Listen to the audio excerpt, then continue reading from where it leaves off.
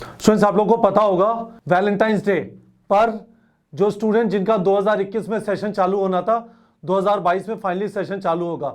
मैंने पहले कहा था मुझे नहीं पता वैलेंटाइंस डे पे कैसे होगा, पर रियलिटी यह है कि 14 फरवरी से 2021 बैच जो स्टार्ट होना था उनका फाइनली एमबीबीएस के अंदर सेशन चालू होगा।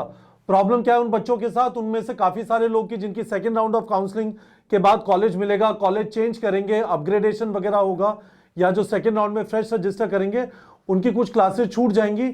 पर ज्यादातर लोग, ठीक है, ज्यादातर लोगों का फरवरी एंड तक फ्रीज हो जाएगा। ठीक है, ज्यादातर एमबीबीएस सीट्स पे फरवरी एंड तक का फ्रीज हो जाएगा। एनएमसी ने नोटिस डाल दिया, हमने नीटवेक पे टेलीग्राम चैनल पे आप सब लोगों ने देखा होगा, एनएमसी ने ये चीज कंफर्म कर दी है कि हम 14 फरवरी से चालू कर रहे हैं। आइडियली सेशन 1 अगस्त से चालू होना चाहिए था, पर कोरोना की वजह से डिले चल रहा है, तो ये 24 फरवरी 2022 से चालू हो रहा है। ठीक है, तो ये हमारा 6.5 महीने का गैप है जो एनएमसी ने एक शेड्यूल पब्लिश किया, जो अगले 4.5 साल में वेकेशन वगैरह काट के थोड़ा क्रश करके खत्म करने की कोशिश करेंगे। इसका इंप्लीकेशन ये है, यदि ये इतने टफ हैं, इसका इंप्लीकेशन ये है कि आपका एग्जाम बहुत ज्यादा दूर नहीं है। मुझे ऐसा लगता है, मैं बोल रहा हूं मुझे ऐसा लगता है, आई माइट बी रॉन्ग, पर ये वाली जो डेट है इससे यह पता चलता है कि एग्जाम सिग्निफिकेंटली डिले नहीं होने वाला। कोरोना की सिचुएशन भी कंट्री में बहुत खराब नहीं है। बोर्ड एग्जाम जो है आपके, ठीक है, बोर्ड एग्जाम जो स्टूडेंट्स के हैं they are expected to start in end March. ठीक है, एंड मार्च में स्टार्ट होते हैं, लेट से 20 अप्रैल तक खत्म होते हैं। उसके बाद आइडियली 45 डेज देने चाहिए, ठीक है, to conduct a competitive exam. तो यदि आप इस तरह से देखेंगे ना, तो करीब हम लोग बात कर रहे हैं जून एंड में एग्जाम कराया जा सकता है, जून एंड में एग्जाम कराया जा सकता है। और इस भविष्यवाणी को छोड़ दीजिए जो मैं आपको बोल रहा हूं, इसको बोलने का सिर्फ यह पर्पस है कि आपके दिमाग में आपकी काउंटडाउन चालू हो जानी चाहिए। आपको अपने दिमाग में यह बैठा लेना चाहिए कि अब एग्जाम बहुत ज्यादा दूर नहीं है।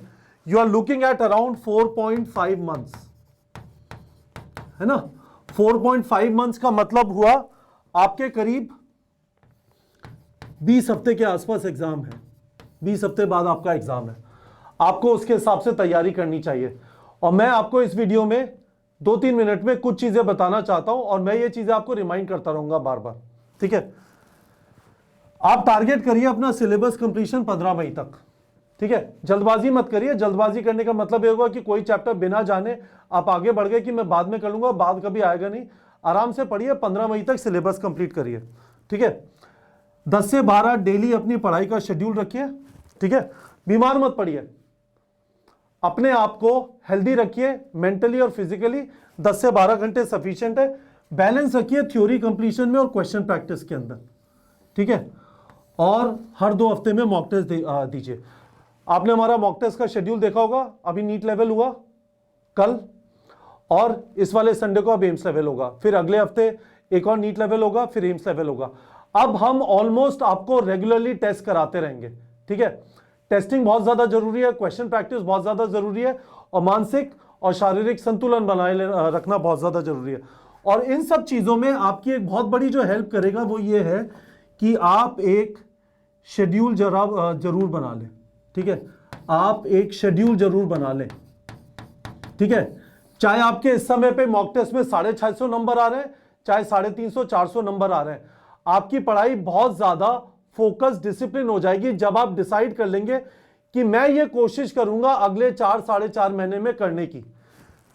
तो ये जो शेड्यूल आपको दिया हुआ है, ये नीट पेप के टेलीग्राम चैनल पे डाला हुआ है, इसकी एक्सेल फाइल डाली हुई है, कस्टमाइज कर लीजिए। क्या पढ़ेंगे, क्या रिवाइज करेंगे, क्या पढ़ेंगे, क्या रिवाइज करेंगे। ठीक है, उसमें इजी डिफिकल्ट के हिसाब से डाला हुआ है, आप क्या पढ़ेंगे, क्या रिवाइज करेंगे, स्टडी रिवाइज इस तरह से कर लीजिए, काफी ज्यादा एफिशिएंट हो जाएगा। और आपको पता है कि हमारे पास आपने जो टारगेट बैच वगैरह ज्वाइन किया हुआ है, लेट्स से आपने 2 हफ्ते में ये वाली चीजें पढ़ी, आपने टारगेट सेट कर दिया, इसका आपको 2 हफ्ते के एंड पे टेस्ट मिल जाएगा। तो यदि आपने कोई टेस्ट सीरीज ज्वाइन की हुई है, इवन हमारी टेस्ट सीरीज से आपका जो पढ़ाई का शेड्यूल है मैच नहीं होता, ये बहाना नहीं है आपको टेस्ट नहीं देने का। हमने इसी वजह से ये वाला फॉर्मेट बनाया हुआ है जिसमें आप टारगेट सेटिंग में जाके टेस्ट दे सकते हैं। उन चीजों का जो आपने 2-2 हफ्ते में पढ़ी है। तो मैं आपको रेकमेंड ये करूंगा, पहली बात अपने दिमाग में ये घुसा लीजिए कि टाइम आपका काउंटडाउन चालू हो गया है।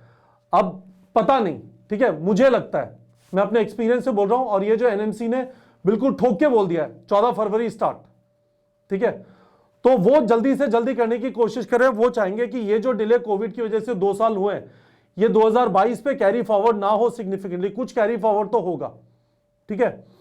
तो इसका मतलब यह है कि मुझे ऐसा लगता है कि 7 मार्च को, जिस दिन लास्ट डेट है यूपी इलेक्शन की, जस्ट उसके बाद आपका नोटिफिकेशन आ जाएगा और उसके बाद पता चल जाएगा आपको कब एग्जाम है। तो मैं आपको ये बोल रहा हूं, अभी से, आज से अपने दिमाग में अपना काउंटडाउन चालू, अपना शेड्यूल बना लीजिए। ये शेड्यूल, इसका एक्सेल वर्जन हमने नीट पेप के टेलीग्राम चैनल पे डाल दिया है, डाउनलोड करिए, बना लीजिए। मेरा ये नंबर है 9667591930, ठीक है, ये मेरा टेलीग्राम नंबर है। आपको इस बात से सुकून मिलता है कि मैंने शेड्यूल बना लिया, किसी को भेज दिया और कमिट कर दिया, मुझे भेज दीजिए, मुझे कमिट कर दीजिए, अच्छी बात है, पर शेड्यूल बना लीजिए और उसके बाद जो हमारी चीजें हैं, ये सारी चीजें शेड्यूल के हिसाब से फिर करनी है, ठीक है।